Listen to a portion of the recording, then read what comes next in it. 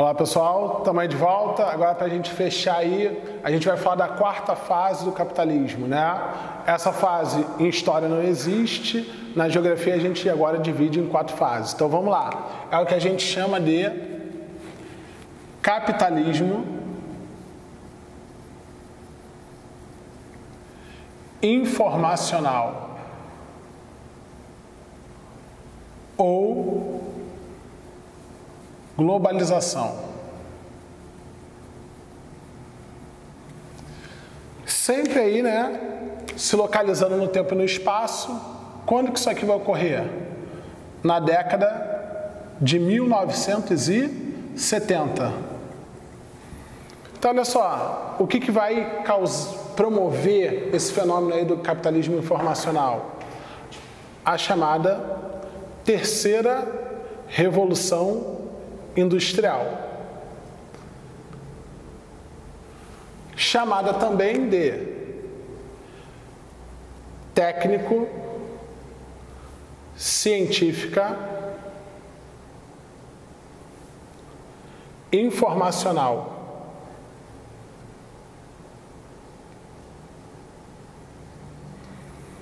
Característica dela: promove um gigantesco avanço nos meios de informação e transporte. Quando eu falo de avanço nos meios de informação e transporte, eu estou falando de um fenômeno chamado de compressão do espaço e do tempo. No popular, redução das distâncias. Quem nunca viu aquela questãozinha que tem um globo terrestre, que o globo vai diminuindo de tamanho? A Terra vai ficando menor? Não, mas a gente tem uma sensação de que a distância é menor. Exemplo, quem vai do Rio a São Paulo de ônibus, meu amigo, 6, 7 horas, né? Já começa a dar cãibra na bunda. Tu bota uma bandinha, bota outra ali e parece que não chega nunca. Quando você vai de avião, 50 minutos, parece que São Paulo é ali.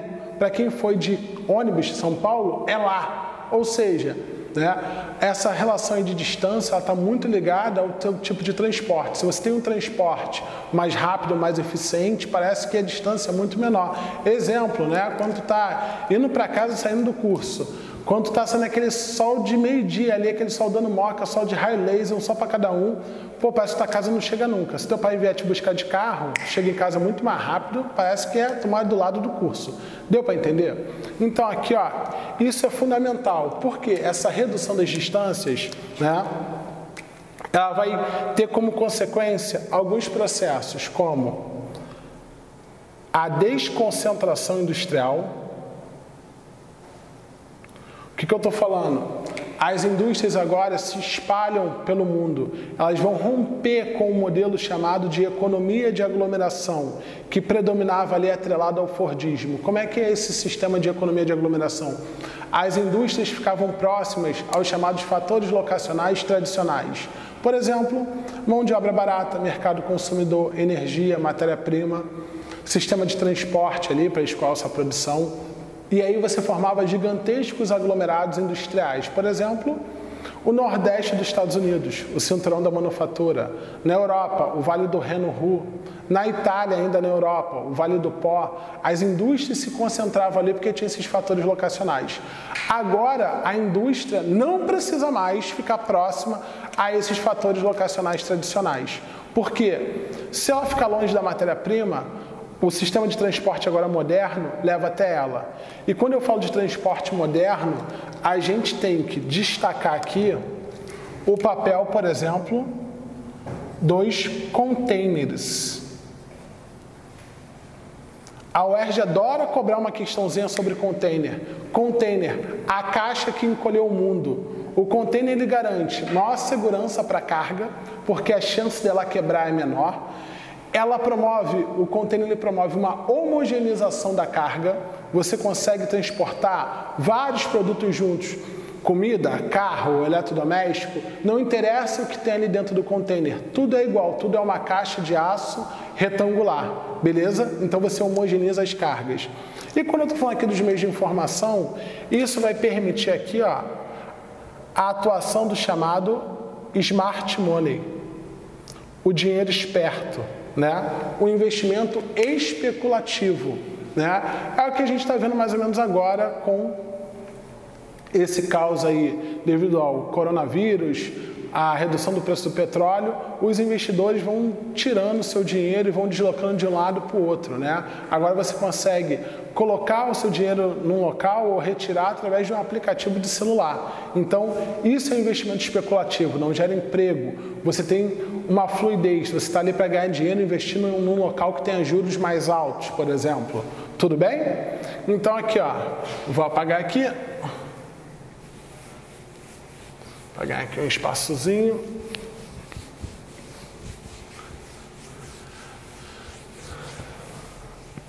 Ainda falando da terceira revolução industrial, característica dela aqui, ó, produção de tecnologia de ponta. Eu estou falando, por exemplo, de robótica, de microinformática, de biotecnologia, né? E aí, quando eu falo de produção de tecnologia de ponta, eu estou falando aqui, ó, de maciços investimentos das indústrias no setor de P&D, de pesquisa e desenvolvimento. Sobretudo, aqui, ó, associado aos chamados tecnopolos. O que são tecnopolos? São centros produtores, desenvolvedores de tecnologia de ponta. Por exemplo, o Vale do Silício, nos Estados Unidos. O MIT, também nos Estados Unidos. Ah, tem só em país desenvolvido? Não, tem em país em desenvolvimento. Por exemplo, Bangalore, na Índia, que faz parte do chamado Quadrilátero Dourado, um conjunto de cidades na Índia que se destaca, né, por produção de tecnologia de ponta ali. Aqui no Brasil, por exemplo, o ITA, na indústria aeroespacial ali, em São José dos Campos, a Unicamp, o Parque Tecnológico da UFRJ, né? Então, ó, não tem como você produzir tecnologia de ponta estando dissociado, sem ter uma articulação com esses centros produtores de inovação. Tudo bem? Tudo tranquilo até aí? Então, olha só, seguindo aí. Agora, você tem que pensar o seguinte, qual é a matriz energética que a gente vai ter na terceira revolução industrial? Quando que ela ocorre? Década de 70. A década de 70 ela é marcada pelos dois choques do petróleo, né? 7.3, guerra do Yom Kippur, e ali 7.9, em função da guerra Irã-Iraque. E aí o que a gente vai fazer? O que o mundo inteiro vai fazer? Vai tentar substituir o petróleo por outras fontes, as chamadas fontes alternativas, né? Então aqui, ó, a gente vai ter uma busca, o petróleo continua sendo ainda a principal matriz energética, mas a gente tem uma busca por fontes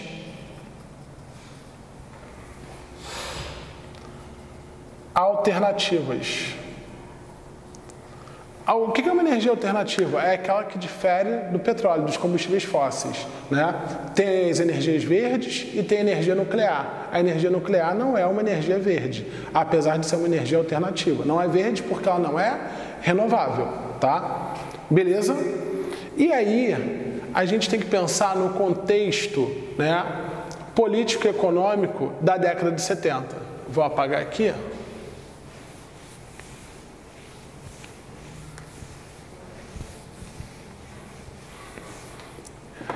E aí, o que você vai ter aqui na década de 70?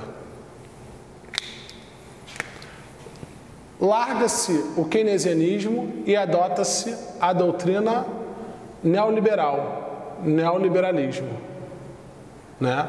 Seria uma retomada das ideias liberais. defende, sobretudo, aqui, ó, o estado mínimo. Por exemplo, o Estado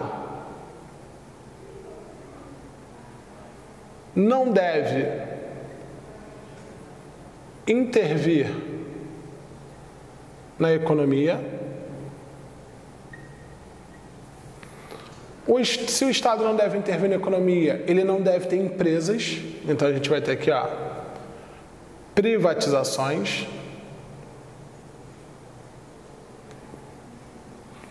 O que mais? Redução de barreiras comerciais.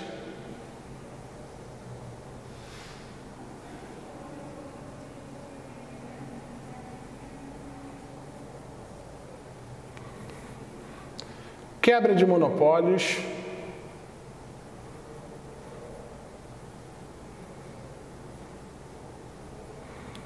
Quem são os dois grandes difusores desse modelo neoliberal? O Ronald Reagan, pelos Estados Unidos, e a senhora Margaret Thatcher, pelo Reino Unido, né? Conhecida como a Dama de Ferro. No Reino Unido ela é chamada de a ladra de leite. Por quê? Ela suspende a distribuição de leite gratuito nas escolas, alegando que a obrigação de alimentar as crianças era dos seus pais e não do Estado. Beleza? Então, ó, a gente pode ainda colocar aqui uma outra característica, a austeridade fiscal, redução dos gastos públicos, redução dos gastos estatais. Cara, essa receita neoliberal vai ser inclusive aplicada na América Latina, com o chamado Consenso de Washington, em 89. Os chamados Chicago Boys estabelecem, o que são os Chicago Boys? Os economistas da Escola de Chicago estabelecem as diretrizes neoliberais para a América Latina. Eles vão pegar essas ideias do neoliberalismo e vão replicar na América Latina. Beleza? Tranquilo? Então, olha só, dentro desse contexto aí, você vai ter a intensificação das trocas, o aumento da interdependência entre os países, daí chamado de capitalismo informacional ou globalizado, globalização, que nada mais é do que a intensificação das trocas entre os países, que não é um processo recente, mas a gente vai ver que ela se intensifica, sobretudo nos anos 70, em função dos avanços dos meios de informação e transporte. Agora, nesse contexto de 70, neoliberal, avanço dos meios de informação e transporte, o Fordismo não atende mais a essa realidade. E aí surge um novo modelo produtivo. Que modelo produtivo é esse?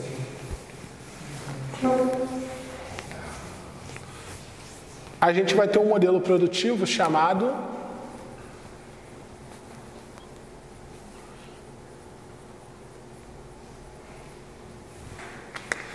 de toyotismo, porque foi criado na fábrica da Toyota, no Japão, ou produção flexível, ou ainda pós-Fordismo.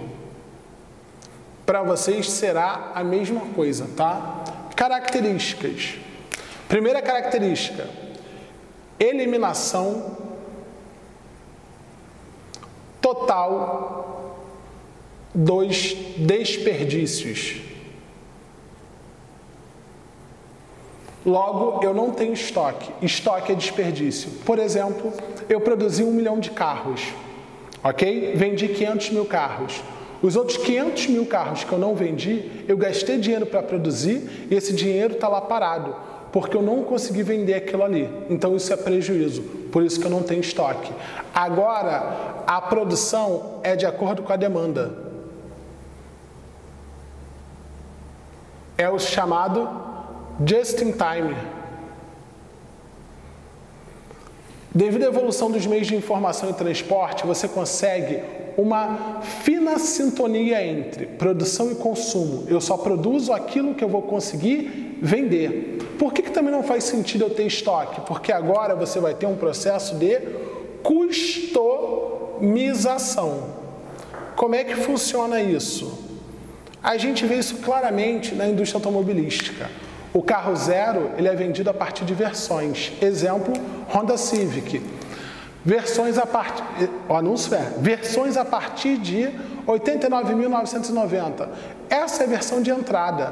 Quando você chega lá na concessionária, o carro não está lá pronto. Você tem um showroom, você vai até o carro lá, mas essa linha de entrada não tem câmbio automático, não tem central multimídia, às vezes não tem roda de liga leve, não tem banco de couro. Então é a versão de entrada. E se você quiser um banco de couro, você paga por isso. Eu quero uma central multimídia, eu pago por isso. Eu quero uma roda 18, eu pago por isso. Eu quero uma cor metalizada, eu pago mais por isso. Então agora tudo é customizado.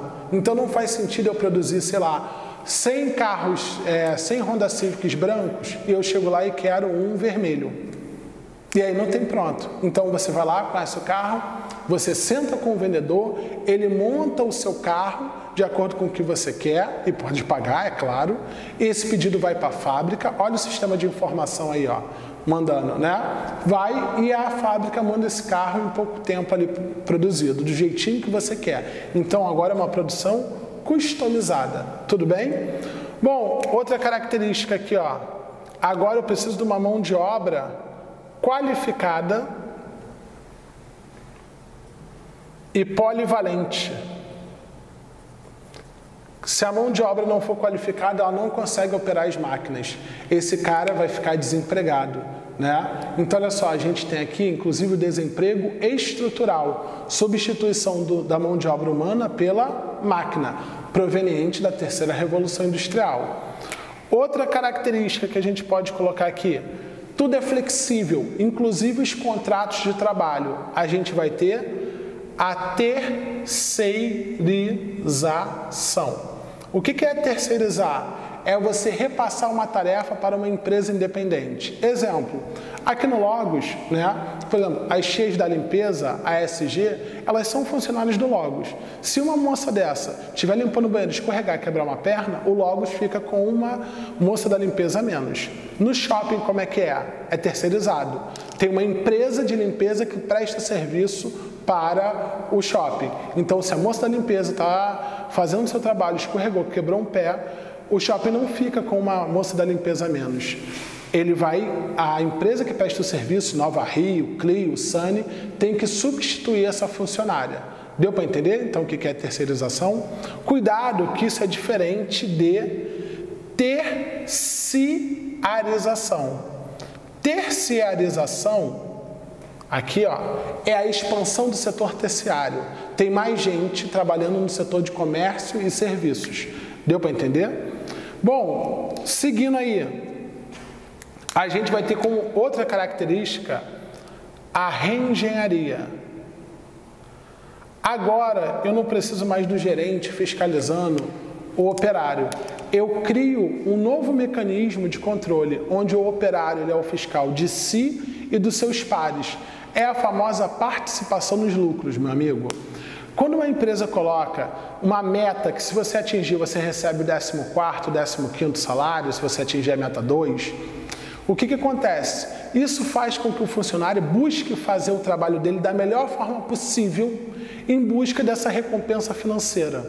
Deu para entender? Detalhe, ele ainda fiscaliza o colega, porque se o colega não fizer direito, ele não bate a meta, porque a meta é sempre coletiva. Então eu trago a responsabilidade de fiscalização do trabalho para o próprio trabalhador. Eu vou incutir isso na cabeça dele. Se ele fizer o máximo possível, da melhor forma possível, ele vai ser recompensado por isso. E para a gente fechar aqui como última característica desse modelo flexível aí, a gente pode colocar aqui, ó,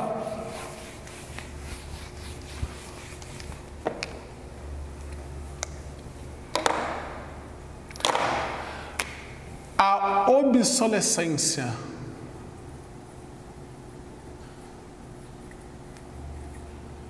Que pode ocorrer de duas formas, de dois tipos. A obsolescência programada. O produto é feito para durar menos. ok? Então, é muito comum que sua avó, sua mãe fale, pô, eu tive uma geladeira que durou 10 anos, comprei essa geladeira nova, com 3 anos já está dando problema. E a obsolescência perceptiva. O que é essa obsolescência perceptiva? É o seguinte, o produto agora, ele nem precisa estar ruim, mas a gente quer trocar para não ficar com a noção de obsoleto. Por exemplo, lançou o iPhone 11, eu tenho o iPhone X, será que eu preciso trocar pelo iPhone 11? O que eu vou fazer com o 11 que eu não faço com o X? Mas eu só troco para não ficar com a sensação de estar ultrapassado. E para finalizar aí, a gente vai ter um processo de desconcentração industrial. Tranquilo, gente? Ficou claro aí para vocês? Tchau, tchau, forte abraço.